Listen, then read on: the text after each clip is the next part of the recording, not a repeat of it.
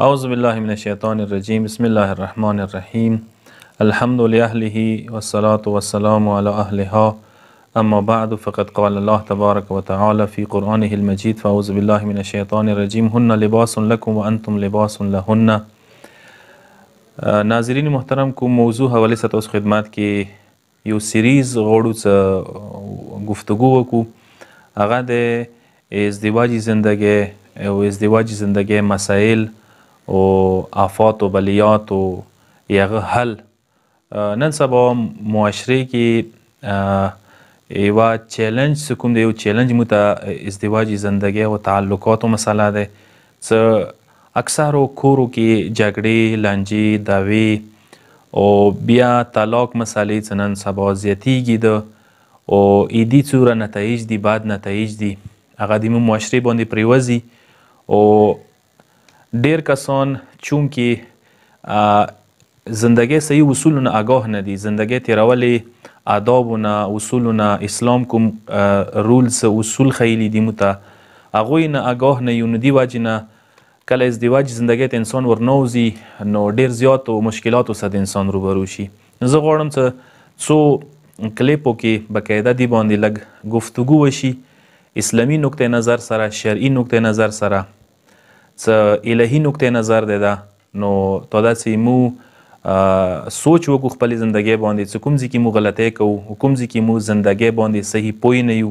پکار دی یو وارې خپل لایف، خپل زندگی وکسو د اصولو سره. څه آیا اسلامي اصولو سره ما او تاسو زندگی څومره مطابقه ده؟ نو کسا کومه څه ازدواجی زندگی ده، څه خانواده نظام نموته یو، کور نظام نموته یو، دا د معاشره بنیادی رکن ده. بنیادی رکن داسې ده څه انسان یو فرد بدبخته او خوشبخته، سعادت و کامیابی او ناکامي ټول اندی پسې تړلی دی. او بلکې زه به دا وایم چې ټولو انسانانو او بلکې ټولو امتو، قومو خوشبخته او بدبخته کور پسې تړلی دی. یعنی که چیرې کور نظام سالم نظام دی، کور نه سالمه معاشره جوړیږي. کور نظام فاسد نظام دی، خراب دی، بې اصوله دی، هغه نه فاسده معاشره جوړیږي، فاسد انسان جوړیږي، فاسد ماحول ته نه جوړیږي. نو اسلام ډیر زیات خصوصي دې ته اهمیت ورکړی دی او ډیر زیات نظر یې پچولی دی او خانواده باندې، کور باندې او د دې رشد او ترقۍ باندې. نو زه د څو کلیپو کې گفتگو د څو عنوانو باندې کوم. اولین عنوان یې مو انده دی څه اسلام کې د واده څومره اهمیت دی. کسه ځنه کسان واده ته سپک نظیر کوي. سپک نظیر یې انده دی څه ډیر کسان تعلیم واده دپاره رکاوټ بولي. سوچ کوي څه ښه تعلیم حاصل کوم، ښې ډګرۍ حاصل کوم، بیا پکار دی زه واده وکړم. ځنه کسان جاب دی، نوکري دی، دا ورته رکاوټ بولي. هغه هېڅ پورې ښه جاب، ښه نوکرۍ، ښه پیسه مو نه وي ګټلي، بوره پورې واده مه کوه. ځنه وخت کې چوک کور نظام دی او مثلا کور نه دی جوړ، یو کور ورسره نشته دی، دا ورته رکاوټ بولي. خو زه داسې یم څه اسلام نقطه نظر سره دا یو شی رکاوټ نه دی او پکار نه دی څه دا شیونه مو رکاوټ وګڼو. واده انتهایی اهمیت او ضرورت لري چې انسان بر وخت وکړي واده. خو الی څه کله ما تاسو د واده ازدواجی زندگی اهمیت باندې، فضیلت باندې پوه وو. لکه څنګه پیغمبر اکرم حدیث د پیغمبر دی چې ما بنی بناء فی الاسلام احب الی الله تعالی من التزویج. یعنی پیغمبر یې څه واده نه پورته بنیاد نظام نشته څه خدای باندې ګران وي. یعنی ټول نه بهترین شی څه خدای باندې ګران دی او بنیادی شی دی او بنیاد دی هغه انده شی دی. نن که ته وکسې عالمي استکبار چې څومره زیات ازدواجی زندگی او ګریولو نظام، خانواده نظام، کور نظام تبه کولې، بربدولې، زوال کې لګیا دی، کوششونه کوي. څنګه دپاره تاسو ته پاته نن سبا چې کوم هم جنس بازی شروع شوي دی، انده لیزبین نه ورته یا ساده پښتو کې وایم څه ښځې سره رشتې او سړي سره زندگی رشته. څه دې دپاره باقاعده قوانین د جوړیږي څه د ګریولو نظام، کور نظام مکمل ختم کی. یا دین علاوه څه کوم یورپ کې کور والا ټمپریلی اګریمنټ والا نظام دی. څنګه کې مثلا یو سړی یو ښځه یوه کور کې بغیر د واده نه زندگی تیروي او بس یو اګریمنټ وکړي څه کال 2-5 کاله مو دا زندگی تیرو، خو واده نه، اګریمنټ نه، بچی نه، اولاد نه. یعنی دا یو قسم ته کور نظام ختمولې دپاره یو کوشش دی څه کیږي. د دې نه مخکې کمیونټیز یو نظام و، څه کمیونټیز ګرانې هغې کې دا و څه مثلا 100 کسان 100 سړي هر یو سړي خپله ښځه او 100 ښځې یو ځای په کار دی مثلا اوسي، څه هغه یو وخت کې و ناکام شو. نو یا نن سبا زمانه کې به دا ته هم څه د کوم میډیا باندې یا نیټ باندې غیر اخلاقي فلمونه تصاویر وغیره څه چلیږي، دا یو قسم ته اندې دپاره کوشش دی څه ګریولو نظام خانوادي نظام مکمل ختم کی، ایدی زوال دپاره ایدی تبعیه دپاره دا هر څه چلیږي. او یوروپ کې یو د نن سبا کوم نگاه دی څه هغې کې یعنی یو قسم ته ښځه ابزار حسابیږي، یعنی د جنسي خواهشاتو دپاره یو وسیله دی، بهترینه ذریعه دی، دا حسابیږي. نو لږ مو سوچ په وکړو کسه اسلام څومره زیاتې ته اهمیت قایل دی.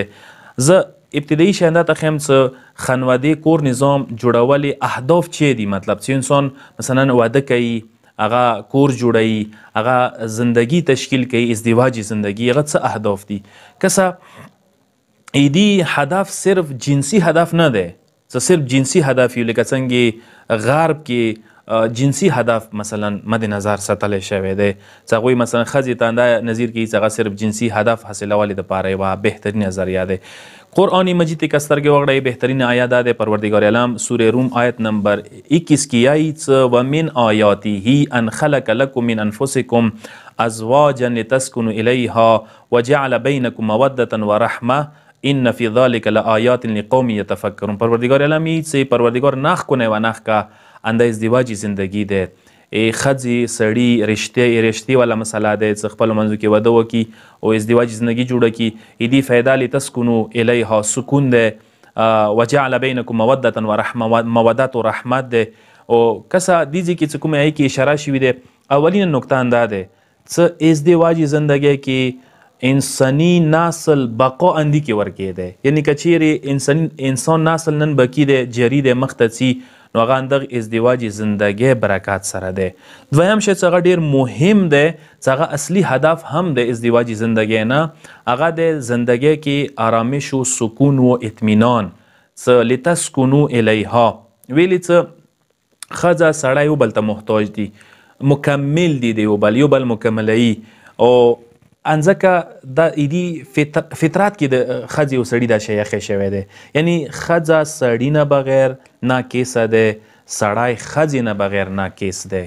او دا څه یو بل ته جذب کیږي، یو بل ته میل پیدا کوي، کشش دی ښځې کې سړي دپاره او سړي کې ښځې دپاره او ښځې کې سړي دپاره، اردوو دپاره ادوو کې یو بل دپاره کشش څه یخی شوی دی، فطرتي دی دا شی.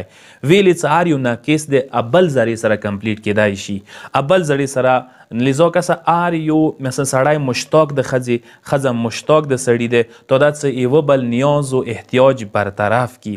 دا علامه طباطبایی باقاعده تفسیر میزان کې دا نکته چولی دی څه دا نیاز و احتیاج د یوه بل دا ښځه د سړي پر کوای شي، سړی د ښځې پر کوای شي. او دا څه کله نیاز برطرف شي انسان، څه کله انسان نقص دی نقص برطرف شي، ناقص دی څه کله بل ځل څه کامل شي نو انسان ته سکون میلویږي، انسان د مطمئن شي. نو دا سکون ایوه شیزا نشي میلویدای، چاهے هم جنس بازی دی، چاهے کمیونٹی نظام و یوروپ کې، چاهے دا مثلا ټمپریللی چې کوم نظام اګریمنټ والا نظام سره یوروپ کې ودونه کیږي، هغه دی دا شی ته نیاز نشي برطرف کوای مګر دا څه ته صحیح طریقې سره واده وکړي.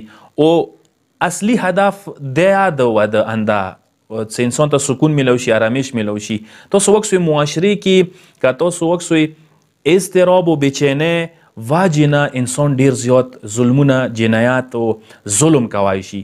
او تاسو دا شی وایکسوی اعداد و شمار داسې ښیي چې کوم کسان څه سنګل دي، مجرد دي، یعنی هغوی ودونه نه دي کړي، اکثر جنایات، اکثر معاشرې کې ظلم، فساد، فتنه، خون خرابه دغو کسانو نه کیږي. حتی خودکشیو کې که تاسو وکسوی اعداد و شمار یغو جوانانو څنګه وړکي دي که جلکې دي هغوی زیات دي، خودکشي اعداد و شمار څنګه سنگل دي، هغوی ودونه نه دي کړي. په نسبت د هغو څه هغوی ودونه کړي وي هغوی کې خودکشي والا اعداد و شمار کم، زړه تنګون والا اعداد و شمار کم، ټینشن والا بیماری اعداد و شمار کم، خوب والا ګولۍ خوړلې، ټینشن، خوب والا ګولۍ استعمالولې، اعداد و شمار کم، نشو والا ورکې کم، یعنی دا ټولې بیماری چې کومې دي هغو کسانو کې زیاتې دي چې هغه غیر شادي شده دي، چې هغوی ودونه نه دي کړي. لذا دا ډېره بنیادي نکته ده چې انسان واده ذریعه انسان ته اطمینان میلویږي، سکون میلویږي، آرامش میلویږي، چین میلویږي، انسان مکمل کیږي، انسان نیاز برطرف کیږي، انسان احتیاج برطرف کیږي، انسان بیا هیڅ قسم ته جنایت ته، ظلم ته، هغه ته نه نږدې کیږي، فساد و فتنې طرف ته. او بل شی دا دی چې ازدواج زندگی بل هدف دا دی چې انسان د محبت و مودت مرکز دی واده، یعنی اندغه ځای کې کسه یا چې محبت و مودت ټکې دلته پروردګار عالم څه استعمال کړی دی، وجعل بینکم مودتا و رحمه، رحمت و مودت ټکې مودت ابتدا کی مطلب چې کله انسان واده وکړي نه ابتدایي زندگی کې مودت چلیږي، اخیر کې چې کله بوډھاپې ته انسان لوړ شي بیا رحمت والا شاعر وزي، یعنی ښځه سړي دپاره، سړی ښځې دپاره قسم ته رحمت و مهرباني شي.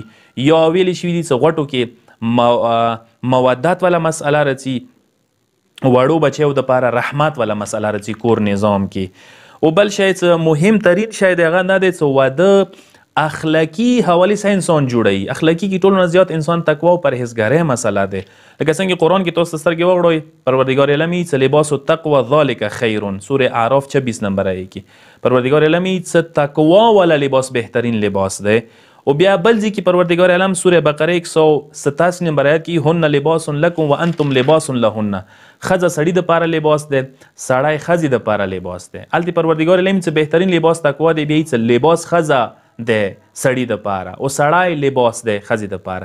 یعنی که تقوا کسوی چې تقوا لباس دی چې ته هغه واده کې دی، ازدواجي زندگی کې دی. کله انسان ازدواجي زندگی اختیار کی لذا تقوا هم ورڅخه حاصلیږي. لکه څنګه پیغمبر اکرم حدیث دی من تزوج احرز نصف دینه، چا څه واده وکړلو د سوای څه نیم دین هغه محفوظ کړلو، هغه نیم دین باد شولو.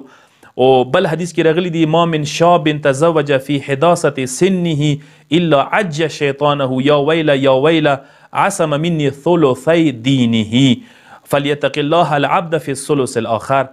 حدیث کې د پیغمبر داسې کوم یو جوان څه واده وکړي، جوانۍ کې شیطان فریاد کوي ورنه څه وای وی ما باندې څه دی مانه 2/3 حصہ د دین محفوظه کړله، 2 دین دی باد شو ما زری سره، بس دا نشم دوکا کوي. و درېمې سي کې پکار دی څه بیا انسان تقوا اختیار کی. لذا څومره مهمه مسله ده چې حدیث کې کچېرې ویلي شوي دي چې 2 دین تعلق لري واده سره، ازدواجي زندگی سره. نو هغو کسانو لپاره یو پیغام دی دا چې کوم کسان واده نه ګریزان دي، بیا خاص کر نن سبا دور کې چې نن سبا دور کې فتنه، فساد، ګناه څومره زیاته شوي دی. انسان سه قدم باندې گناه ده، لحظه باندې گناه ده، انسان سه هر ټیم کې گناه انسان ته دستیاب ده. پکار ده دی ټیم کې گناه نه بچولې دپاره بهترینه ذریعه، اصلی ذریعه، واحده ذریعه واده ده، ازدواجی زندگی ده چې انسان اختیار کې. لذا د خپور اشوب دور کې والدین و ذمه‌دارو کسانو دپاره ده یو پیغام ده چې هغه سې کسان چې هغوی بچیو دپاره تعلیم یا هغوی بچیو دپاره کور یا جاب یا نوکری بهانه جوړه شوي دی، په کار دی چې هغوی دا بهانه پرېږدئ او خپلو بچیو باندې رحم وکړي، خپلو بچیو ته د ودونه وکړي. پروردګار عالم د ما و تاسو ټولو ته واده ذریعې سره آرامش و سکون نصیب کړي. کوم کسانو څه ودونه نه وي پروردګار عالم د هغوی ته ودونه نصیب کړي. والسلام علیکم ورحمة الله وبرکاته.